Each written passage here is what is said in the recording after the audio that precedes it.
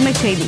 மேகதாதுவில் கர்நாடகா அணை கட்ட மத்திய அரசு அனுமதி தரக்கூடாது என்று சட்டப்பேரவையில் தனி தீர்மானம் கொண்டு வந்த தாவேக அரசு அண்மை தகவலாக பார்த்து வருகிறோம். மேகதாதுவில் கர்நாடக அணை கட்ட மத்திய அரசு அனுமதி தரக்கூடாது என்று சட்டப்பேரவையில் தனி தீர்மானம் கொண்டு வந்த தாவேக அரசு அண்மை தகவலாக இதனை நாம் பார்த்து வருகிறோம்.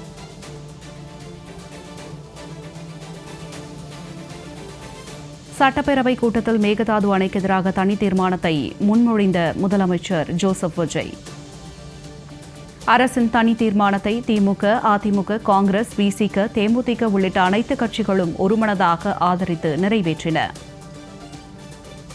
மேகதாது அணைக்கு எதிரான அனைத்து சட்டமன்ற உறுப்பினர்களின் கையெழுத்தை பெற்று மத்திய அரசிடம் தர வேண்டும் என்று உதயநிதி ஸ்டாலின் தெரிவித்துள்ளார். மேகதாது பிரச்சினைகளுக்காக தனி நடுவர் மன்றம் அமைக்க வேண்டும் என்று எதிர்க்கட்சித் தலைவர் உதயநிதி வைத்த கோரிக்கை ஏற்கப்பட்டதாக முதல்வர் ஜோசப் விஜய் தெரிவித்துள்ளார். அண்மை தகவலாக பார்த்து வருகிறோம். மேகதாதுவில் கர்நாடக அணை கட்ட மத்திய அரசு அனுமதி தரக்கூடாது என்று சட்டப்பேரவையில் தனி தீர்மானம் கொண்டு வந்த தாவேக அரசு மேகதாதுவில் கர்நாடக அணை கட்ட மத்திய அரசு அனுமதி தரக்கூடாது என்று தெரிவிக்கப்பட்டுள்ளது. சட்டப்பேரவை கூட்டத்தில் மேகதாது அணைக்கு எதிராக தனி தீர்மானத்தை முதலமைச்சர் ஜோசப் விஜய் முன்மொழிந்துள்ளார்.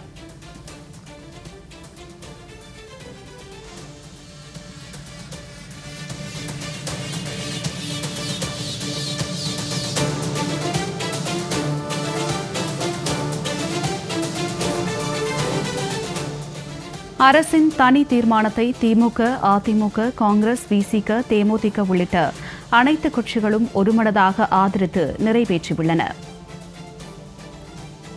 அரசின் தனி தீர்மானத்தை திமுக, அதிமுக, காங்கிரஸ், விசிக, தேமுதிக உள்ளிட்ட அனைத்து கட்சிகளும் ஒருமனதாக ஆதரித்து நிறைவேற்றியுள்ளன.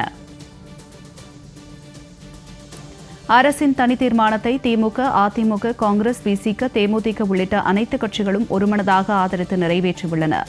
மேகதாது பிரச்சினைகளுக்காக தனி நடுவர் மன்றம் அமைக்க வேண்டும் என்று எதிர்க்கட்சித் தலைவர் உதயநிதி ஸ்டாலின் வைத்த கோரிக்கை ஏற்கப்பட்டதாக முதலமைச்சர் ஜோசப் விஜய் தெரிவித்துள்ளார். மேகதாது பிரச்சினைகளுக்காக தனி நடுவர் மன்றம் அமைக்க எதிர்க்கட்சித் தலைவர் உதயநிதி வைத்த கோரிக்கை ஏற்கப்பட்டதாகவும் முதல்வர் விஜய் தெரிவித்துள்ளார்.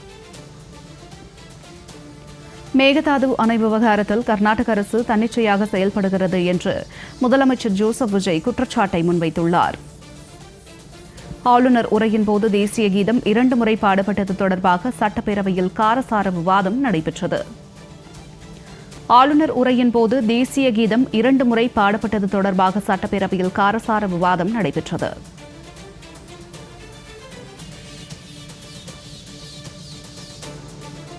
இதுகுறித்த விரிவான தகவல்களோடு நேரலையில் இணைகிறார் எமது செய்தியாளர் நித்யானந்தன். வணக்கம் நித்யானந்தன். களவு நிலவரம் என விரிவான தகவல்.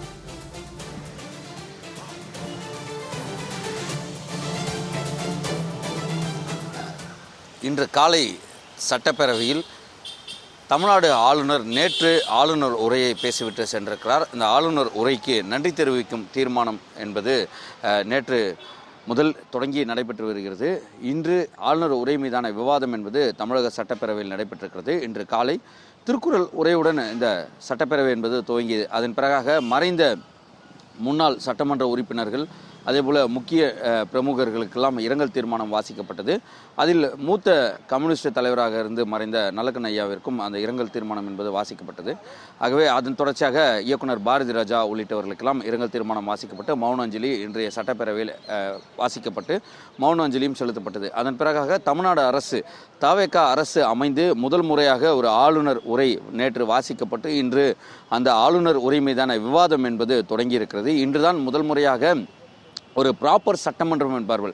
இன்றுதான் ஒரு முதல் முறையாக ஒரு சட்டமன்றம் எப்படி நடைபெறும், எதிர்க்கட்சிகள் என்னவெல்லாம் பேசுவார்கள் என்று தாவேகாவுடைய சட்டமன்ற உறுப்பினர்களும் எம்எல்ஏக்களும் முழுமையாக பார்த்திருக்கிறார்கள். என்றால் இதற்கு முன்னதாக நம்பிக்கை வாக்கெடுப்பு, அதே போல் பதவியேற்பு, பொறுப்பேற்பு இதெல்லாம் நடந்தது. ஆனால் இன்றுதான் ஒரு ப்ராப்பராக ஒரு முழுமையான சட்டப்பேரவை இப்படி தான் நடைபெறுமா என்று புதிதாக வந்திருந்த அனைத்து எம்எல்ஏக்களும் அமைச்சர்களும் பார்க்கக்கூடிய ஒரு நிலையில் இன்றைய சட்டப்பேரவை என்பது சுவாரஸ்யமாக இருந்தது.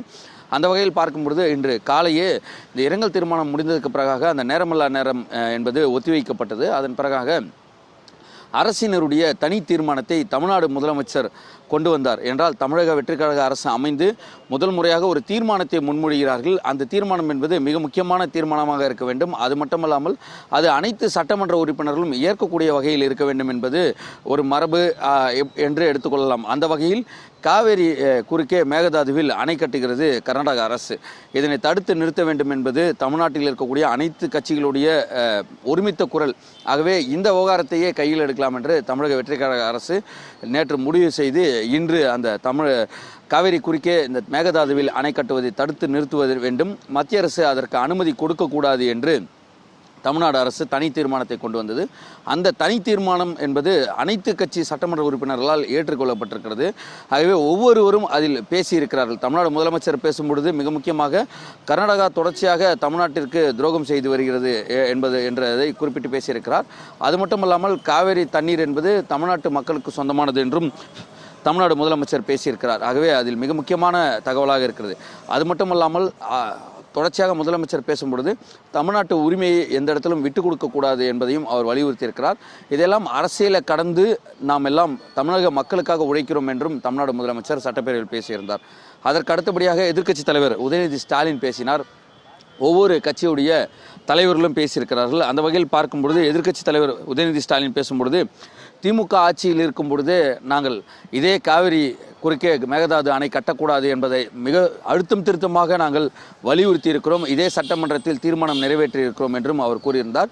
அதற்கு அடுத்தபடியாக தமிழ்நாட்டில் இருக்கக்கூடிய அந்த 234 சட்டமன்ற உறுப்பினர்களும் கையெழுத்திட்டு அந்த கடிதத்தை ஒன்றிய அரசிற்கு கொடுக்க வேண்டும். தமிழ்நாட்டில் இருக்கக்கூடிய தமிழக மக்களும் தமிழ்நாட்டில் இருக்கக்கூடிய அனைத்து சட்டமன்ற கட்சி தலைவர்களும் அரசியல் கட்சிகளும் சட்டமன்ற உறுப்பினர்களும் ஒருமித்த குரலில் ஒற்றை குடைக்கு நிற்கிறோம், காவேரி குறுக்கே மேகதாதுவில் அணை கட்டக்கூடாது என்பதை வலியுறுத்தும் வகையில் அனைத்து சட்டமன்ற உறுப்பினர்களும் கையெழுத்து பெற்று அதை ஒன்றிய அரசிடம் வழங்க வேண்டும் என்று உதயநிதி ஸ்டாலின் சட்டப்பேரவையில் வலியுறுத்தினார். அது மட்டும் இல்லாமல் கடந்த திராவிட முன்னேற்ற கழக ஆட்சியில் நாங்கள் கொண்டு வந்த சிலதெல்லாம் உள்ளே இருக்கிறது, சாரம்சங்கள் இருக்கிறது, அதை ஏற்றுக்கொள்ள வேண்டும் இந்த அரசு என்று கூறினார்கள். அதையும் நாங்கள் ஏற்றுக்கொள்கிறோம் என்று தமிழ்நாடு முதலமைச்சர் ஜோசப் விஜய் பதிலளித்தார். ஆகவே எதிர்க்கட்சியும் ஆளுங்கட்சியும் ஒரு இணக்கமாக உள்ளே தமிழக மக்களுக்காக குரல் கொடுத்ததை வித்தியாசமாகவும் இருந்தது, அங்கு பார்க்க ஒரு சுவாரஸ்யமாகவும் இருந்தது. வழக்கமாக எதிர்க்கட்சியும் ஆளுங்கட்சியும் ஒருவருக்கொருவர் எளியும் புனையுமாக இருப்பதுதான் இந்த சட்டமன்றத்துடைய வரலாறு.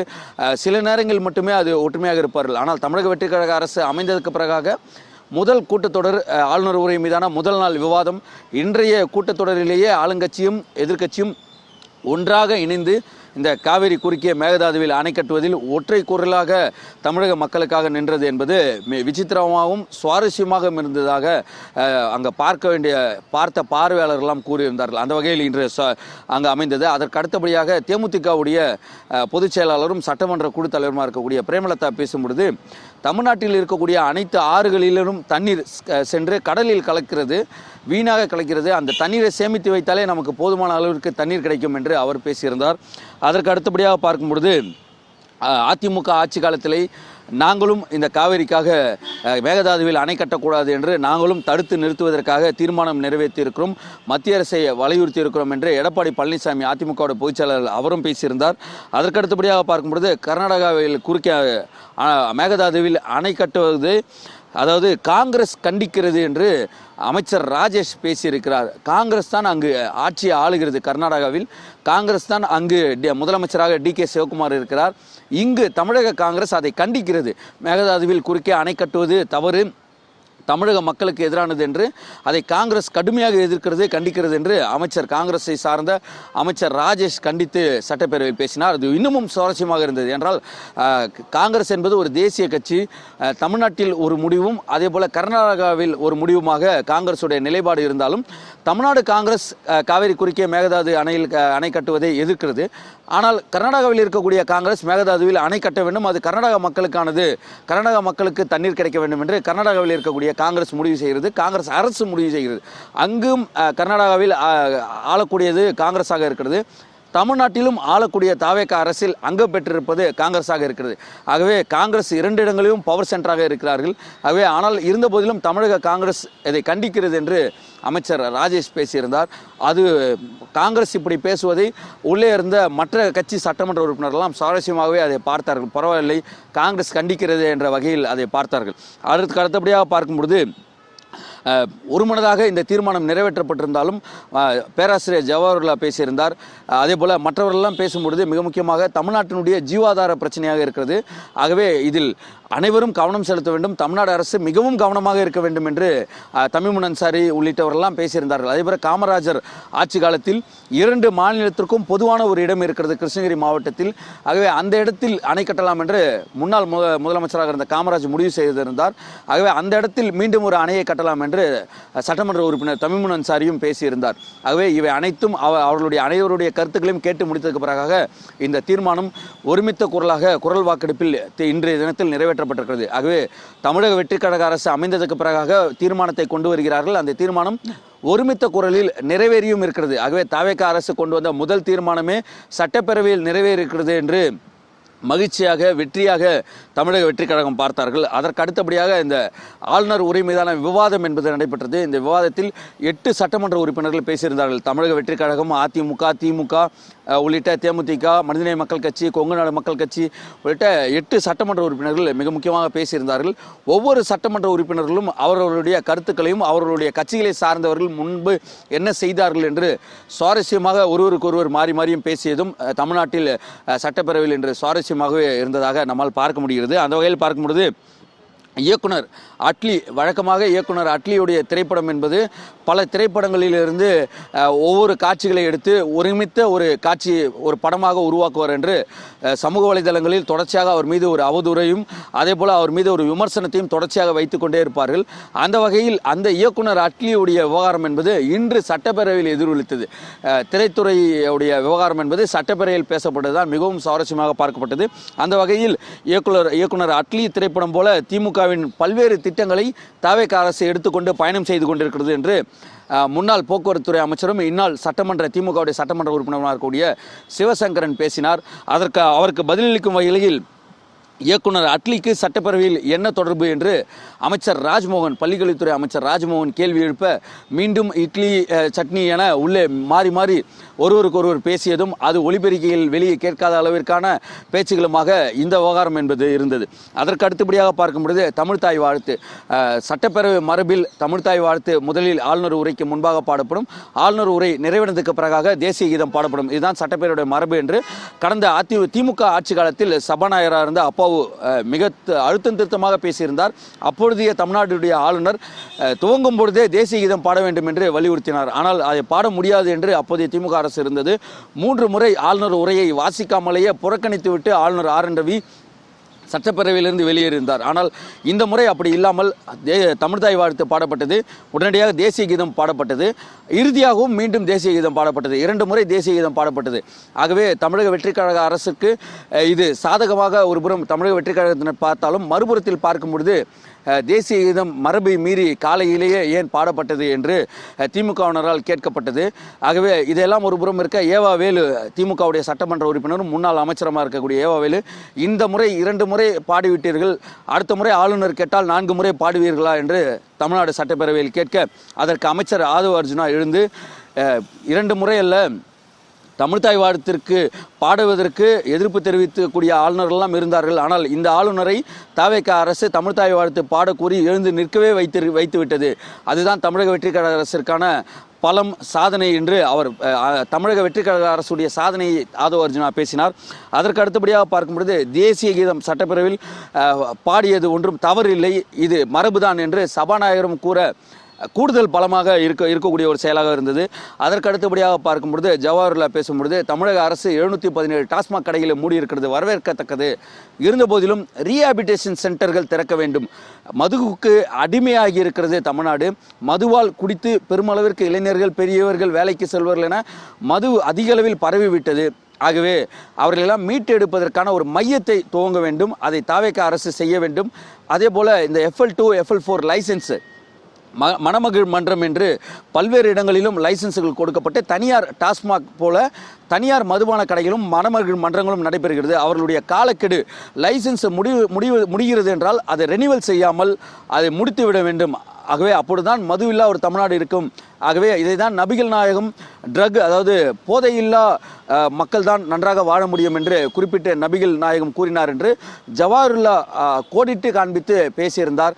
ஆகவே இது ஒரு புறம் இருக்க, மறுபுறத்தில் வெள்ளை அறிக்கை ஏன் வெளியிட்டார்கள் என்ற ஒரு கேள்வியும் சட்டப்பேரவையில் எழுந்தது. தமிழக அரசில் இருக்கக்கூடிய அனைத்து அமைச்சர்களும் இந்த வெள்ளை அறிக்கை என்ன கூறப்போகிறது என்றுதான் காத்திருந்தார்கள். தமிழக மக்களும் காத்திருந்தார்கள். என்றால் கடந்த 5 ஆண்டுகளாக திமுக அரசில் நடைபெற்ற தவறுகளை எல்லாம் சுட்டிக்காட்டக்கூடிய அளவில் அந்த வெள்ளை அறிக்கை இருக்கும் என்று பெரும் எதிர்பார்ப்பு இருந்தது.